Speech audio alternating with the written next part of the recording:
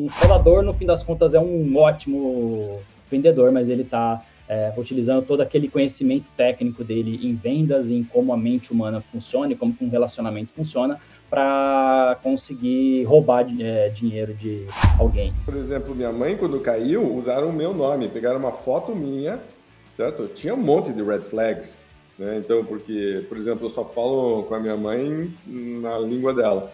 E os caras estavam usando o português. E eu falei, mãe, nunca na minha vida eu falei em português com você, não dá onde. E assim, é importante falar que em fraude, quando você está falando de fraude, a única forma de você evitar 100% das fraudes em vendas online é você não vender online. Porque senão algum percentual de fraude vai existir. Ou você vai ter que todo mundo ir na sua loja pagar fisicamente.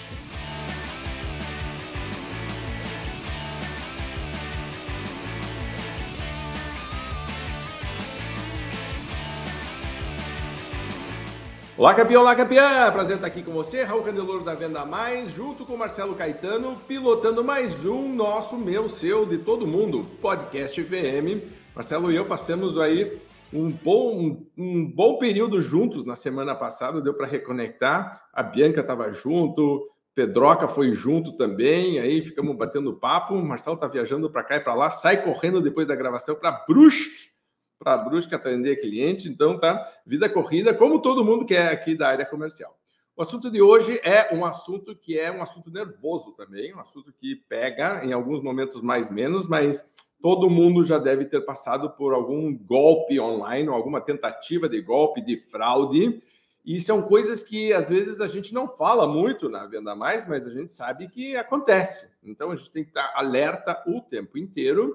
E então a gente trouxe um especialista que vai falar sobre isso com a gente hoje.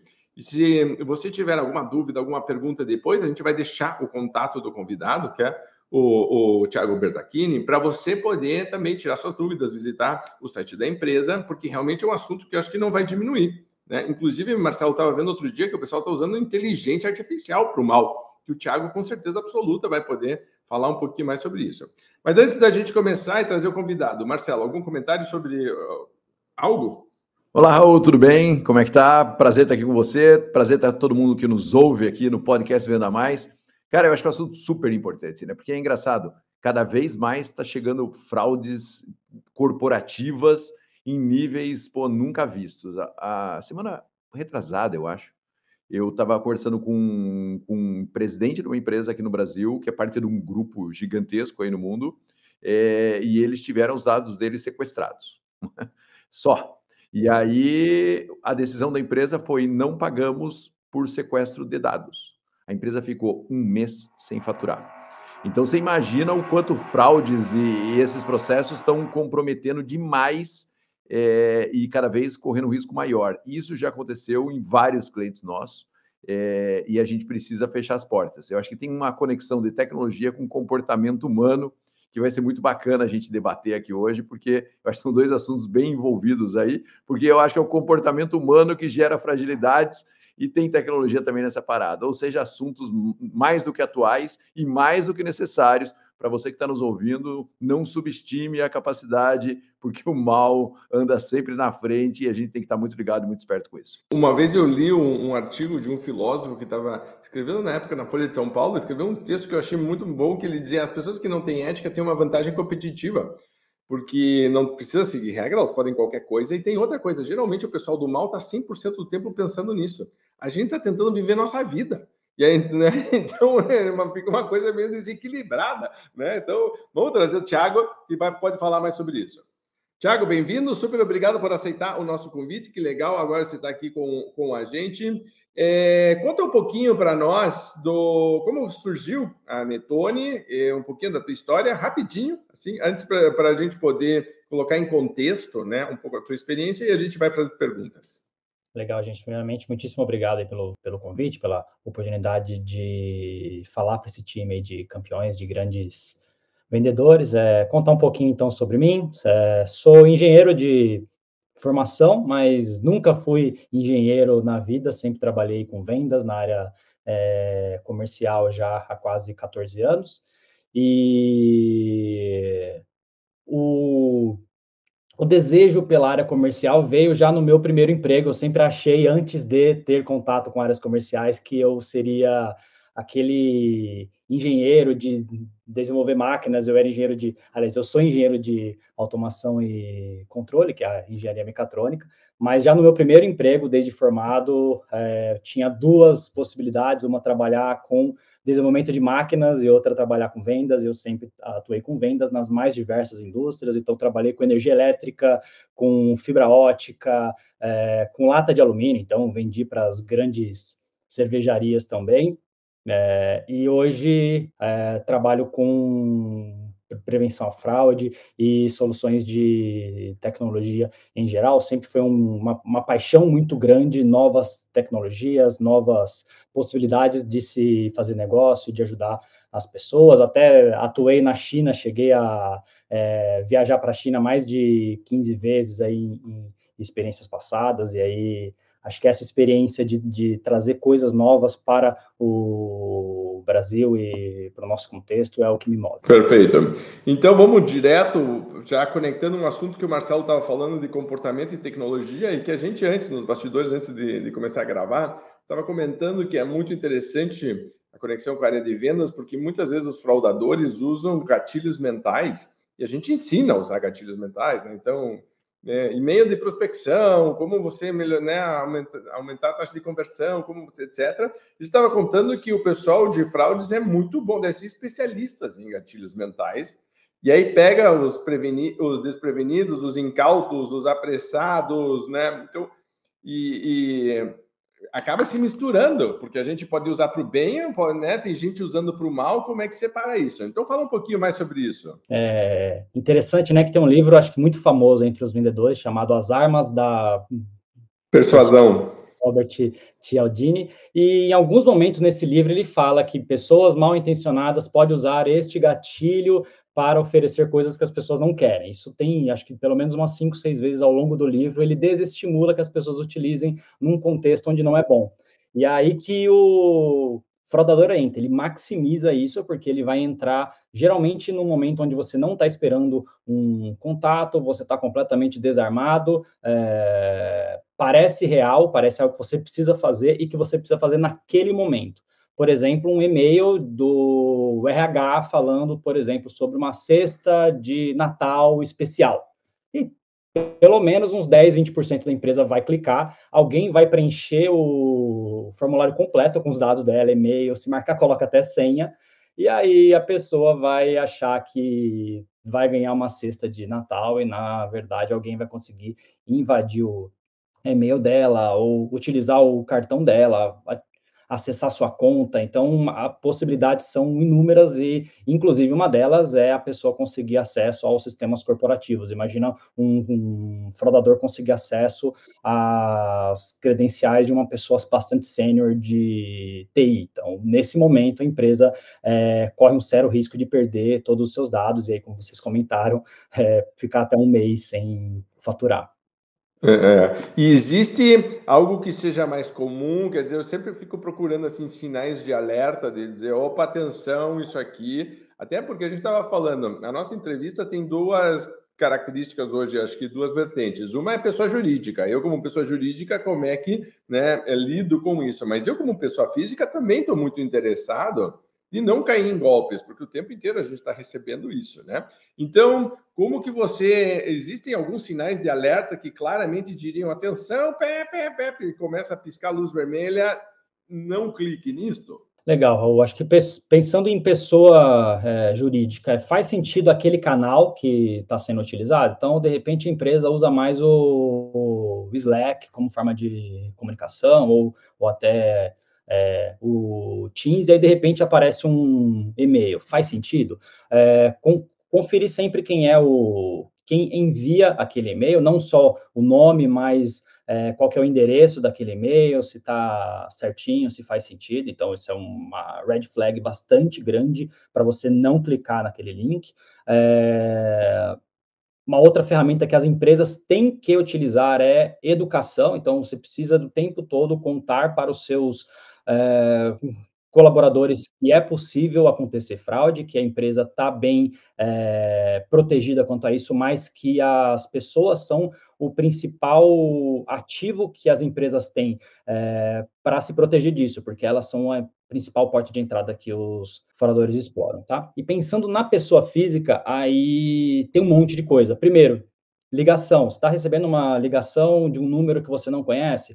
Ou, segundo, o WhatsApp. O WhatsApp é uma ferramenta muito utilizada por nós, vendedores, mas também pelos fraudadores. Aí serão esses paralelos acontecerão aqui várias vezes, porque um fraudador, no fim das contas, é um ótimo vendedor, mas ele está utilizando todo aquele conhecimento técnico dele em vendas, em como a mente humana funciona e como um relacionamento funciona, para conseguir roubar dinheiro de alguém. Então, prestar atenção nas mensagens que você recebe, prestar atenção em quem que está mandando, receber uma ligação de um número estranho, não atenda, ou atenda, mas fique sempre desconfiado.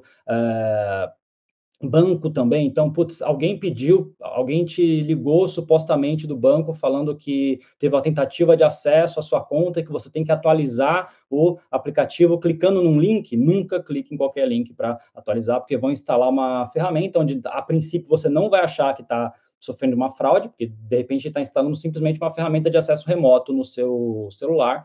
E aí, quando você não estiver utilizando, alguém vai acessar a sua conta, tudo, e aí ela vai conseguir ver o que você digitou, vai conseguir acessar a sua câmera, vai conseguir ver o comportamento que você atua na web como um todo, e vai acessar todos os sites que você utiliza e vai tentar fazer compras com o seu cartão, fazer Pix da sua conta, etc. Então, as possibilidades são mil, e a porta de entrada é sempre um vacilo pequeno que você dá, e você sempre acha que é o outro que vai vacilar e não você. Eu queria fazer um comentário sobre isso, mas o Marcelo também tem uma pergunta. Marcelo. Tiago, uma coisa que eu percebi, eu já tive dentro de empresas no momento que a empresa descobriu que foi invadido, né? E aí, na hora que ela descobre que foi invadido, tem aquela... É meio que um afogamento, né? Tira da água e tenta tirar a água do pulmão e tenta não sei o quê. Qual que é o primeiro movimento a ser feito? Porque é muito louco isso. Você pode ter TI razoavelmente experiente, você pode ter tudo, mas tem aquele momento pós-invasão, e como isso é sinalizado dentro da empresa, como que a empresa se protege e o que tem que ser feito, assim, porque às vezes descobre tentativas de invasão durante a madrugada, né? Muito comum, 500 mil tentativas de invasão, e de repente, uma aqui deu certo. O que faz? Qual que é o procedimento de segurança após esse processo e como a empresa fica sabendo que ela está sofrendo uma tentativa de invasão? Enfim, fala um pouco desse momento um pouco mais técnico, mas também comportamental, logo pós-invasão. Legal. Acho que a primeira ação é muito parecido com uma situação onde há um alagamento. Então, acho que a primeira coisa é parar de entrar água, então, ou seja, parar de sair recurso ou parar de pessoas acessarem aquele sistema. Então, o primeiro momento é você bloquear todos os acessos não prioritários, tá? Todo mundo que você tem certeza, aliás, tem que ser um círculo muito restrito de pessoas conseguindo acessar os seus sistemas e apenas aqueles usuários imprescindíveis e que você tem certeza que não caíram no golpe ou que não foram comprometidos, tá? Esse é o primeiro momento.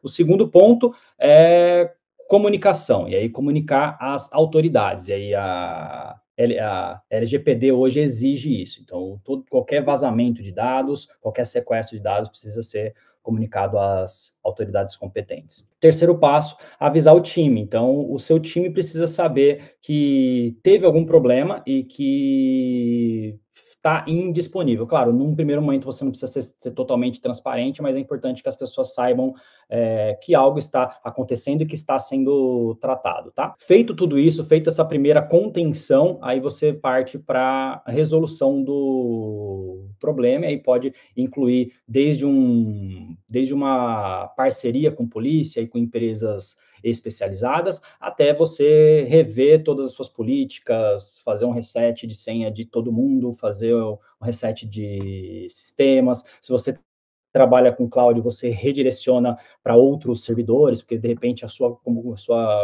comunicação com aquele servidor pode estar com algum problema, você vai utilizar um outro backup, etc.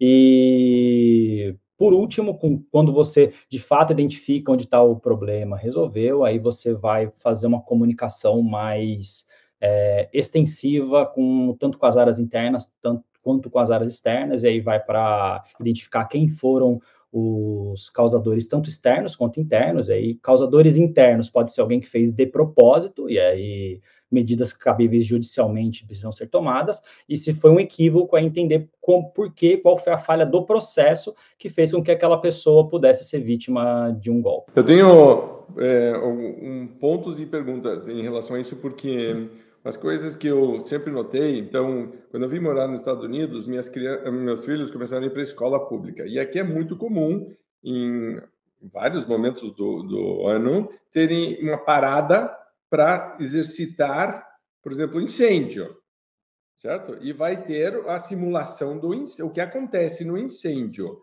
quem vai para onde, o que tem que fazer. Então, os professores têm que saber, a pessoa da limpeza tem que saber, os bombeiros vão para a escola, certo? Que é para tornar mais realista, as crianças sabem exatamente qual que é a escada que tem que ir, qual que é a sala que sai primeiro, e eles vão. E no começo é uma brincadeira, aquilo vai rindo, porque todo mundo sabe que, na verdade, é um exercício, né? Mas os pais estão sabendo, porque aí é na questão da comunicação com todo mundo. Ou seja, existiu um exercício que eu acho que, não, obviamente, não substitui totalmente a realidade, porque eu tenho certeza absoluta que no dia que for real, uma galera vai se esquecer de tudo que foi treinado e vai sair correndo desesperado, mas a grande maioria das pessoas, pelo menos, foi preparada certo? Então, essa preparação só que quando você olha a preparação ela parece um desperdício de tempo e de energia, porque você diz isso nunca aconteceu, talvez não aconteça nunca, por que a gente precisa fazer? Mas esse treinamento é super importante. Por exemplo, há um tempo atrás, eu estava fazendo mentoria com o diretor de uma grande empresa multinacional, e a gente fez um levantamento e tinham 7 departamentos diferentes que falavam com a equipe de vendas.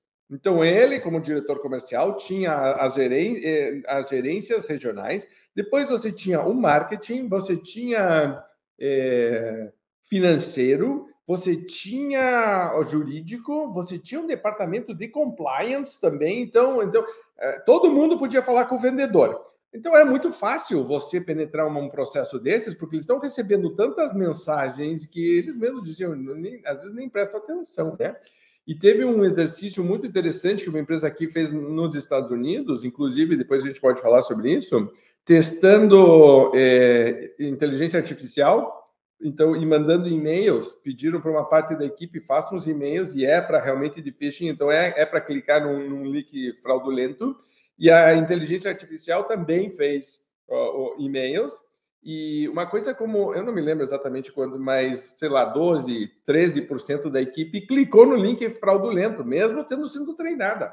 E aí, então, isso era um sinal de alerta. Quer dizer, você vê que a própria empresa estava testando a sua equipe em relação a isso, dando feedback. Meus amigos que trabalham em banco dizem que isso é muito, muito comum, certo? De você receber alguma coisa que, na verdade, é um teste interno e depois receber feedback sobre isso. Então, o Marcelo estava falando sobre essa questão que aconteceu, qual que é o processo? Aqui a gente já falou, isso deveria já estar desenhado, documentado e treinado. Então, aconteceu, todo mundo deveria estar sabendo o que é feito. Então, para você que está nos vendo, nos ouvindo, pare para pensar se você realmente tem isso desenhado, né? Então, se isso acontecer algum dia, as pessoas que são responsáveis sabem o que fazer, porque não pode ficar inventando em cima da hora uma coisa dessa. E agora eu queria que você, então, Thiago, trouxesse para o pré. Como que a gente pode movimentar tudo isso e tentar antecipar e diminuir a probabilidade de que isso aconteça? Legal, eu acho que é muito do que você comentou.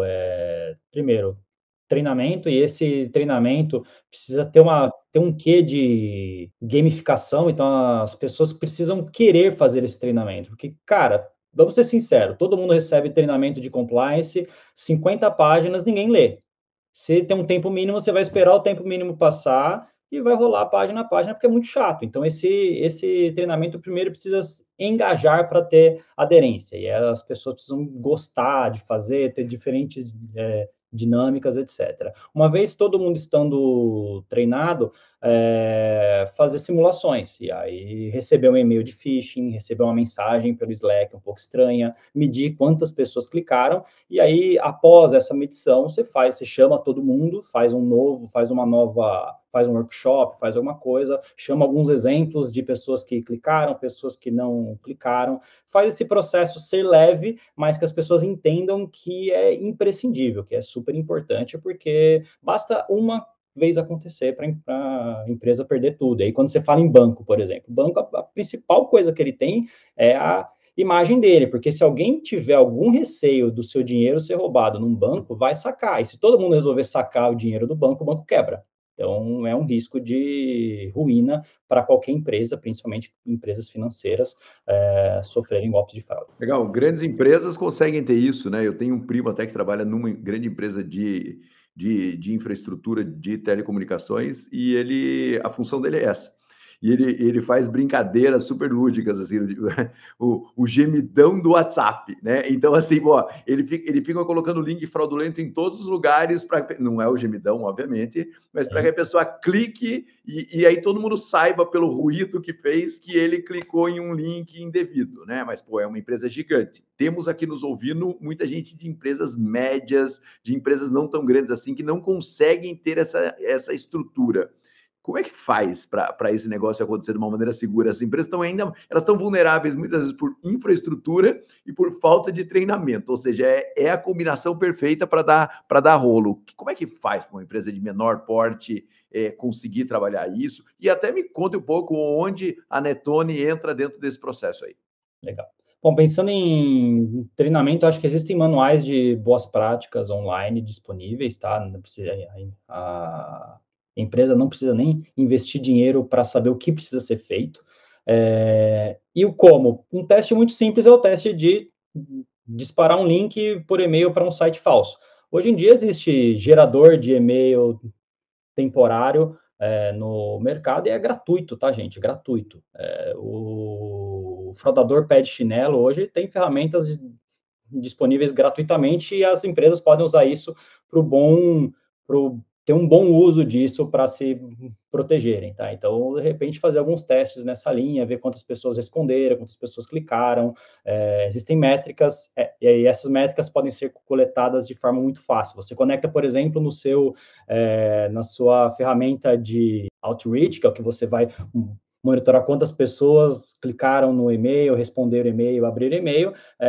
Você conecta esse e-mail nessa sua ferramenta, você já tem todas as métricas ali automaticamente. E falando um pouquinho do que a Netone faz. Nós somos uma empresa de origem polonesa, mas que hoje faz parte de um grupo francês.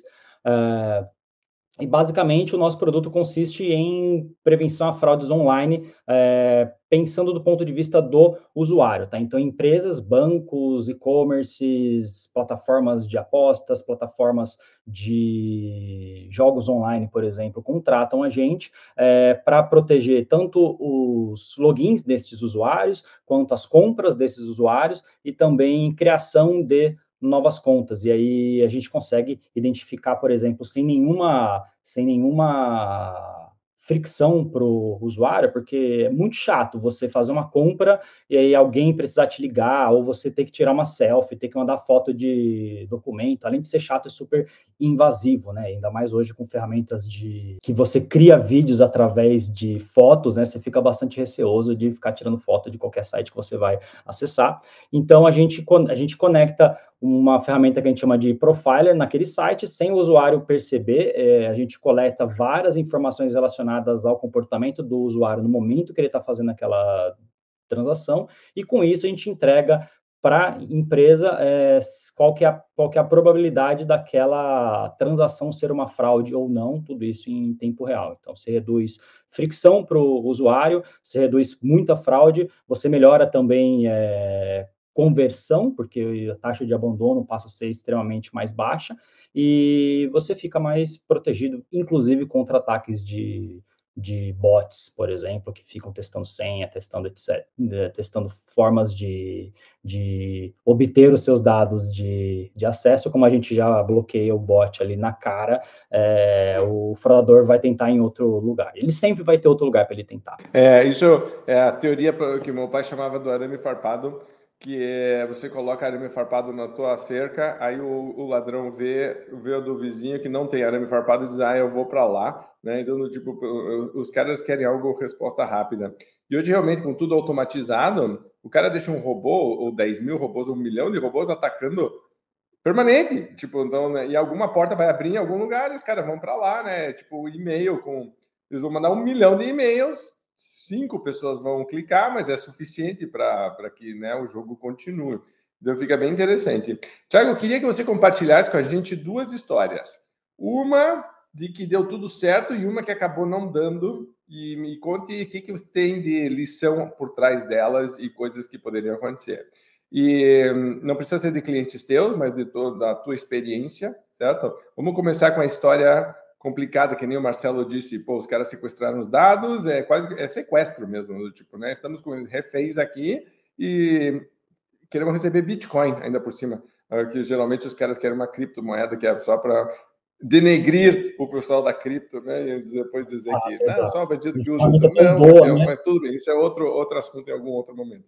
Que eu sou apaixonado pelo assunto. Mas, então, tipo, primeira história, assim, tipo, uma história que você viu que acabou não dando certo, as consequências dela, porque isso é grave, eu quero realmente usar isso para alertar as pessoas de que, pode acontecer, e depois uma história que foi boa, né, do tipo, que aconteceu, mas conseguiram resolver. Consegue compartilhar 2 histórias com a gente? Pensando numa história ruim, teve um caso de uma plataforma que utilizava biometria facial como sua única ferramenta de proteção contra a fraude. Acreditava-se muito que a biometria facial fosse a bala de prata, que resolveria todos os problemas. E aí um grupo de fraudadores descobriu uma forma de burlar essa biometria facial, e aí como que funcionava, tá? A pessoa ia tirar foto, e vocês devem, talvez vocês se lembrem que o parte do processo de tirar essa foto é você olhar para o lado, olhar para o outro, às vezes você fica alguns segundos, aquilo ali se chama ferramenta de liveness, que é uma prova de vida, ou seja, você prova que ao fazer aquele processo não é um banner, não é uma foto impressa que está sendo colocada na frente da câmera, tá? E aí o fraudador descobriu uma forma de fazer esse processo e no momento que a foto é tirada para mandar para o banco de dados para comparar com a foto que aquela pessoa tem ou no banco de dados da empresa ou num banco de dados público, eles conseguiam inserir uma outra foto, e aí era a foto original da pessoa. Então, imagina que eu, Thiago, estou tentando me passar pelo Marcelo. Eu vou fazer o processo, no momento de tirar a foto, eu consigo colar digitalmente a foto do Marcelo no lugar da minha foto. E aí, com isso, esses fraudadores conseguiram roubar algumas dezenas de milhões de reais. Um golpe que durou 2, 3 dias, apenas. Uau! Isso é interessante porque até a empresa descobriu o que está acontecendo porque ela está recebendo uma foto que match, certo? Ela deve olhar e dizer, escute, mas a pessoa mandou a foto, tá tudo certo aqui, né? Tipo uma flash foto. Que interessante isso. E o segundo caso, algo que deu certo. Legal. Teve um outro caso de um grupo de fraudadores fazendo um ataque massivo num cliente nosso aqui. Era um ataque que tinha um potencial de desviar cerca de 10 milhões de reais. E foi um ataque feito à noite, vários locais diferentes, então não era um ataque tosco, era um ataque de gente que sabe o que está fazendo, e a gente conseguiu evitar, acho que 99% dessas transações fossem aprovadas. Então, a gente conseguiu bloquear praticamente 100% delas, e apenas as primeiras ou algumas poucas passaram. E assim, é importante falar que em fraude, quando você está falando de fraude, a única forma de você evitar 100% das fraudes em vendas online é você não vender online. Porque senão algum percentual de fraude vai existir. Ou você vai ter que todo mundo ir na sua loja pagar fisicamente. Então, é um indicador que precisa ser considerado e precisa estar na conta. Mas que tem que ser faz parte do custo de negócio. Eu acho, é que nem inadimplência, esse tipo de coisa, assim, vai acontecer em algum momento. Marcelo. É que nem roubo em supermercado, né? Vai acontecer o roubo e agora a pergunta, obviamente, Thiago, você levantou a bola, é impossível que não seja feito. Que percentual é esse? Numa empresa segura, qual é esse percentual aí de empresa de varejo que, enfim, faz muitas transações? Legal. Olha, o padrão ouro de prevenção à fraude, num contexto normal, é por volta de 0,4%, 0,5%, 0,3%. Então, é bem abaixo de 1%. Mas, por exemplo, quando você pega jogos online você consegue um índice de chargeback de 0,7%, 0,8%, é ótimo. É um indicador sensacional, porque não há uma entrega de um produto físico, então, e o fraudador pode estar em qualquer lugar do mundo. Dificilmente um fraudador da Rússia, por exemplo, vai querer fazer uma compra física, sei lá, de uma TV no Brasil, porque a TV não vai ser entregue na Rússia. Mas um jogo online, não, ele pode entrar num site brasileiro, pegar esse jogo online, compra, bota no marketplace, revende e acabou. Não, você sabe que depois que a gente marcou essa entrevista aqui, né, eu fiquei pensando nas vulnerabilidades minhas, né? Pô, hoje, sem dúvida nenhuma, por exemplo, o link de videoconferência, para mim é uma porque eu clico e vai para a agenda imediatamente o link. E eu clico sem olhar nada, assim. Então, assim, putz, é uma janela, para mim, assim, abertíssima aqui na minha rotina, porque eu confio absolutamente no usuário. Se o cara conseguir rastrear isso, meu Deus do céu, eu tô super vulnerável, né? E acho que cada um tem o seu comportamento repetitivo, né? Eu estava pensando justamente sobre isso, porque, por exemplo, minha mãe, quando caiu, usaram o meu nome, pegaram uma foto minha, certo? Tinha um monte de red flags, né? Então, porque, por exemplo, eu só falo com a minha mãe na língua dela. E os caras estavam usando o português. E eu falei, mãe, nunca na minha vida eu falei em português com você, não da onde. E eu estava numa reunião que elas, tipo, eu estava nos Estados Unidos, o cara estava numa reunião no Brasil e precisava de X mil reais ali na hora. Eu falei, mãe, quando que eu te pedi dinheiro na vida? Nunca pedi, nunca na vida pedi. Tipo, todos os red flags, assim, tipo, tem que ser agora, não fale que eu não sei dar. E aí eu estava vendo que a vulnerabilidade da minha mãe, por exemplo, são pessoas da família.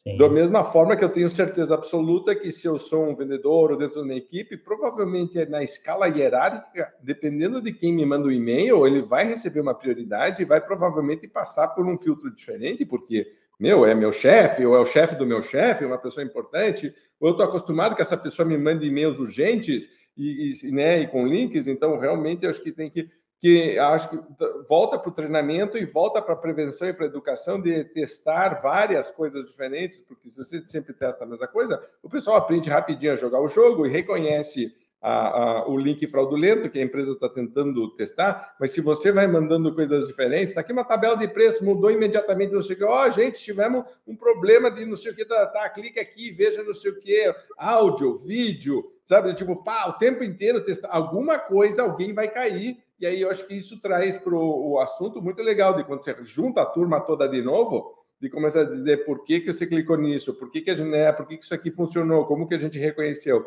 Isso é bom de você trazer, Marcelo, porque realmente vulnerabilidades todos nós temos. Né, Thiago?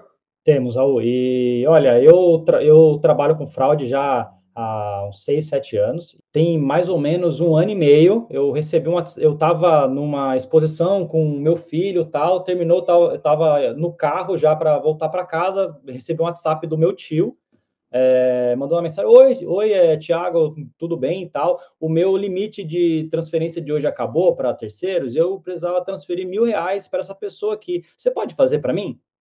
Aí eu vi a mensagem e falei, posso, claro, já ia fazer.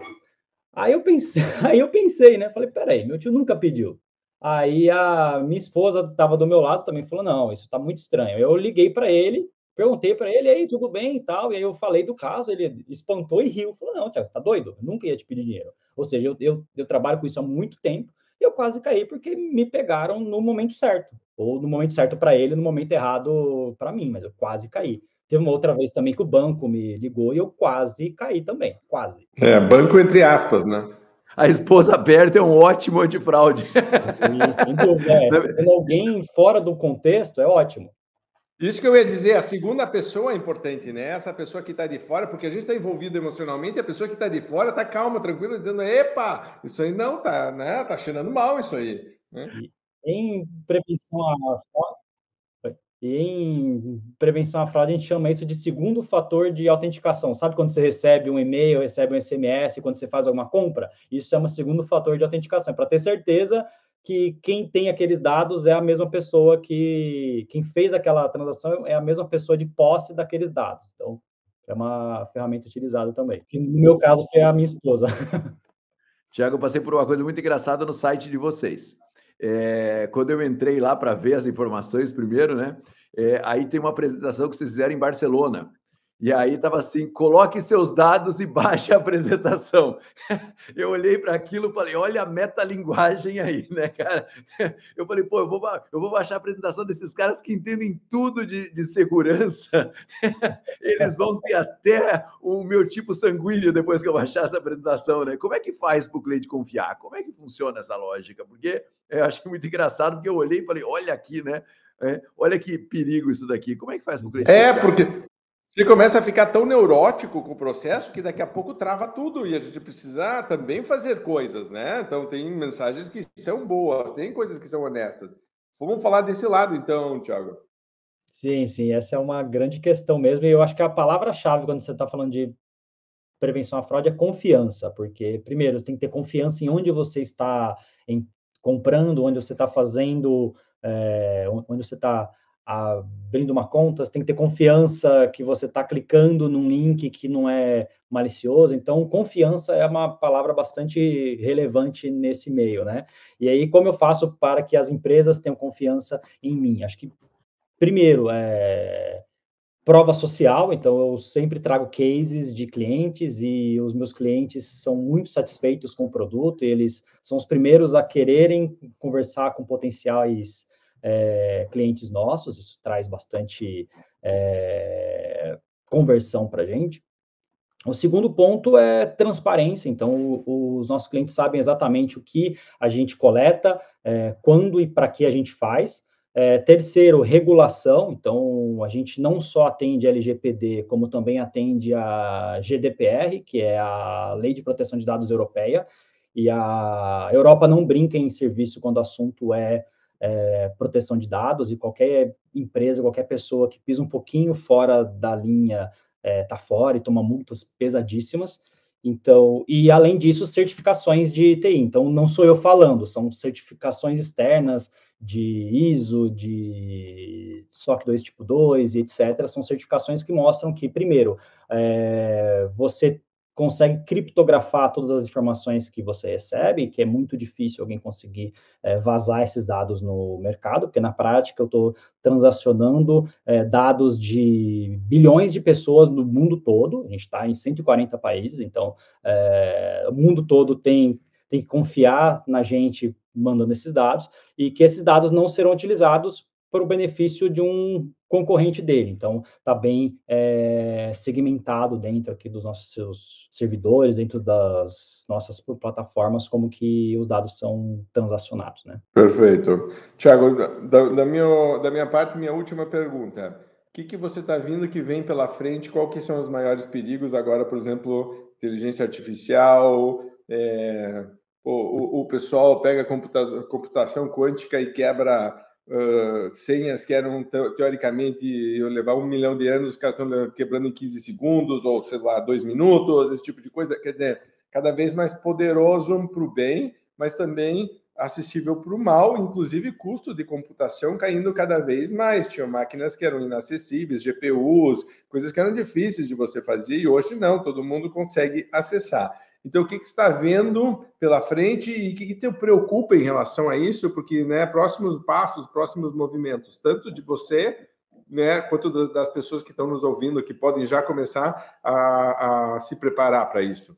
Raul, acho que o primeiro ponto é as empresas terem consciência que hoje qualquer pessoa com disposição, com dinheiro ou com acesso pode obter os dados de praticamente qualquer pessoa que já comprou online ou que tem alguma rede social. Então, ter consciência e encarar de uma forma bastante adulta, porque a gente pode pensar, espernear, tem meus dados, não sei o que, isso não vai adiantar nada, porque você vai continuar acessando suas redes sociais, vai continuar comprando online, porque isso é uma coisa que não vai voltar, ganha escala e é muito confortável a gente hoje fazer as nossas transações online, a nossa vida é muito mais simples hoje para você comprar qualquer coisa. O segundo passo é, sabendo disso, entender que os fraudadores estão cada vez mais sofisticados, eles estão cada vez mais profissionalizados. Então, um mero batimento cadastral não vai funcionar e vai ter muito falso positivo. O terceiro ponto, as pessoas estão mais móveis. Eu trabalho remoto, vocês também estão dentro de casa, então as pessoas estão acessando sistemas que antes só eram possíveis de acessar localmente através de um servidor local que só ficava ali. Hoje as pessoas acessam através de VPN, aí VPN para o bem e para o mal. Então, da mesma forma que a gente utiliza VPN para acessar sistemas, pessoas maliciosas utilizam VPN para cometer fraudes. E aí um dos desafios é separar o que é uma VPN boa de uma VPN ruim. Um outro ponto bastante relevante é entender que, como esses fraudadores estão cada vez mais sofisticados, a gente precisa também responder de forma bastante sofisticada, sem prejudicar a UX. A gente está falando para vendedores aqui e experiência do usuário é algo muito relevante. E antes mesmo de ser experiência do usuário, quando a pessoa ia numa loja física e é bem recebida, ela volta. Ainda que ela não compre, ela vai falar bem daquela loja porque ela foi bem recebida por aqueles vendedores. Da mesma forma, se você acessar um site, tenta fazer uma compra, você é bem recebido, ou seja, você consegue ter uma experiência de usuário tranquila, você comprou, recebeu no prazo, precisou devolver, foi fácil. Então, uma estratégia de prevenção à fraude hoje envolve também pensar não só em evitar o máximo de fraudes possíveis, mas em trazer uma experiência de usuário que ele consiga, que ele queira voltar e que ele goste, tá? Que ele não, o ideal seria que ele nem perceba que existe uma prevenção à fraude rodando ali. E, por último, as empresas diversificarem suas estratégias. Então, hoje não dá para contar só com uma estratégia, você tem que ter uma espécie de árvore de decisão, onde, de acordo com o risco, você tem diferentes etapas que precisam ser cumpridas. Essa é aquela história, se o inimigo está me atacando de diversas formas, eu preciso estar prevenido de diversas formas também. Marcelo, algum comentário? Ainda adianta usar firewall? Em casa, pelo menos. Adianta. Um bom antivírus é sempre muito bem-vindo. O Raul até comentou que ele adora cripto, né? Cripto, um bom antivírus é imprescindível você não ter carteira drenada, por exemplo. Então, antivírus sempre foi importante, hoje mais do que nunca. E não é nem 2 FA, às vezes é 3 FA, que é para realmente, né? Então é chato, mas dependendo dos valores sendo transacionados, você quer que seja chato mesmo, pelo menos você está seguro. Tiago, na verdade eu tinha dito que era a minha última pergunta, mas a minha última pergunta é um assunto que eu fiquei pensando que a gente não falou e que você citou rapidamente, que é fraude interna. A gente ficou o tempo inteiro falando de coisa externa, mas eu tenho certeza absoluta que coisa muito dentro também, né? Fala um pouquinho sobre isso, né? Como que eu sou diretor, tá? Então, como que eu reconheço, como que eu previno, né? Fala um pouquinho. Legal, Raul. Isso acontece muito, tá? Fraude interna. E aí, o que acontece nesses casos, tá? O fraudador, ele ganha comissão por venda. Aliás, o vendedor ganha comissão por vendas. Então, quanto mais vender, mais ele ganha. E aí, hoje, é muito fácil você obter os dados das pessoas. Então, se você for remunerado só pelo onboarding, por exemplo, só pela criação de uma conta, ou até um afiliado, né, só pela criação de uma conta num site, por exemplo, quanto mais você pode, um vendedor mal intencionado pode simplesmente colocar bots ou obter dados online e aí maximizar suas vendas assim. Então, acho que um comportamento muito fora do usual já é um ponto de alerta ali. Então, por que esse vendedor está vendendo tão mais?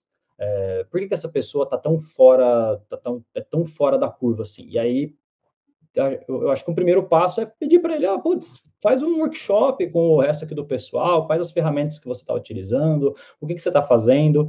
Se essa pessoa for um bom vendedor, ele vai falar coisas que provavelmente você vai ouvir e falar, nossa, isso faz todo sentido. Se ele vier falando técnicas que todo mundo sabe que não funcionam, você vai, opa, tem alguma coisa aí, ele está usando alguma ferramenta indevida para escalar suas vendas, aí você coloca a sua ferramenta de prevenção à fraude para olhar para essa pessoa e você monitora de perto que tipo de coisa que ela está fazendo. Eu tenho até um exemplo, acho que rapidamente aqui para a gente falar, uma rede de supermercados que remunerava os seus vendedores através de...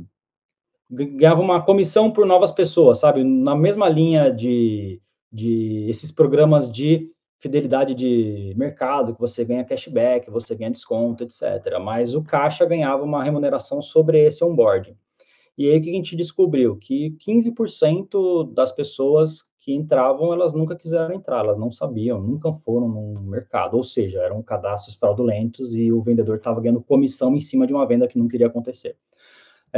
E aí essas pessoas poderiam, por exemplo, ser amigos, primos, ou até pessoas que, de fato, aquela pessoa não conhecia e era fraude.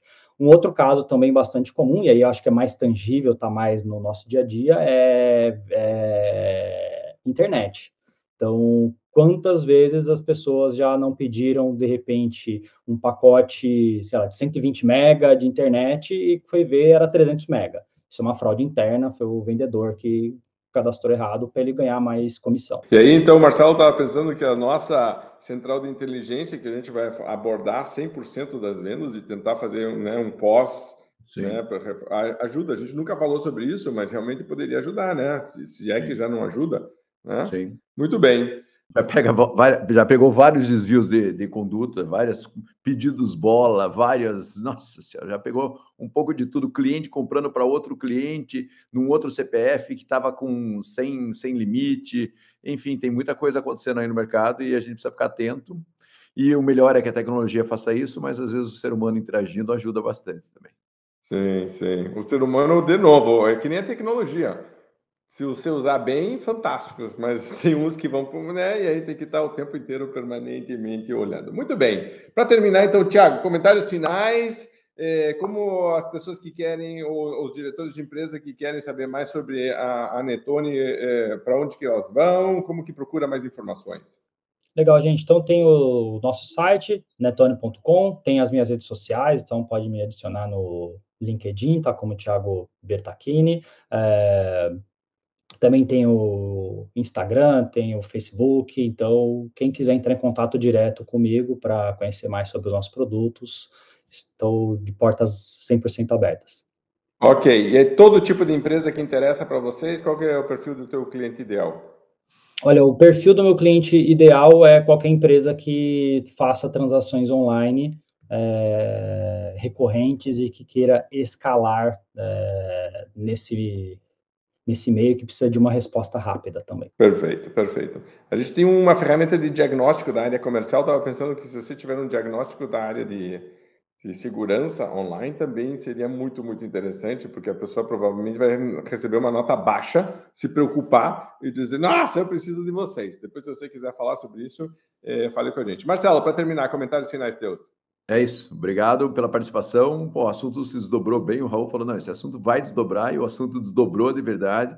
Achei super importante, super estratégico, e as empresas precisam levar a sério esse processo aí, ficar criando pequenos golpes autogerenciáveis aí, eu acho super importante para a gente começar a medir o processo de segurança, porque no final das contas a gente está falando de educação, né? E educação, se você não repete o processo, você fica vulnerável. Então, vamos educar, mais uma coisa para a gente educar nossas equipes. E até dentro da família, né? Por exemplo, aqui na nossa família a gente tem uma palavra secreta, um código secreto que é o nosso, que só os 4 da família sabem. Nem minha irmã, nem minha mãe sabem, porque lá tem uma outra palavra, né? Que é uma forma de você lidar com isso. Mas eu estava pensando que eu nunca testei meus filhos. Então, Marcelo, acho que eu vou testar o Dani e o Rafa e vamos ver o que vamos ver. Eu tenho certeza absoluta que um deles vai clicar no link e vai ser assunto da janta e dizer, olha aqui, do tipo, o Thiago vai fazer mentoria com vocês agora. Raul, e você tem informações privilegiadas, né? Você sabe dos detalhes da vida. Musculação! Esse shake de proteína está em promoção, eles adoram promoção de qualquer coisa, assim, do tipo, eles vão clicar em qualquer coisa que diga que tem 30% de desconto, os caras vão desesperados, assim, tipo, né? Exatamente. Muito bem, para você que está nos ouvindo ou nos assistindo, lembre de curtir, compartilhar, comentar. A gente gosta muito, muito de saber que isso é prático, que isso é útil, que você está realmente aproveitando as nossas conversas. Lembre que não para aqui, lembre que sempre que a gente faz um programa desses, na verdade é um alerta e é uma sugestão para você começar a colocar em prática. Então, se você fizer algo prático em relação a isso, compartilhe com a gente também. Olha, eu testei com os meus vendedores tal coisa, tenho dúvida em relação a isso. E sempre que você que está nos vendo, nos ouvindo, lembre que a ideia aqui é ter um viés prático, porque se a gente ficar pensando sobre isso, mas não fizer nada, então não adiantou muito. A gente continua estando sujeito a que uma fraude aconteça e seria muito triste, muito frustrante se a gente pensasse, putz, bem que eu escutei o podcast dos caras e não fiz nada, né? Do tipo, podia ter feito antes. Sim, faça, é melhor prevenir do que remediar. Tiago, muito obrigado por estar aqui com a gente, parabéns pelo trabalho que vocês estão fazendo e para você que está nos vendo, nos assistindo, nos encontramos no podcast VM próximo. Até lá, grande abraço, obrigado, boas vendas. Tchau.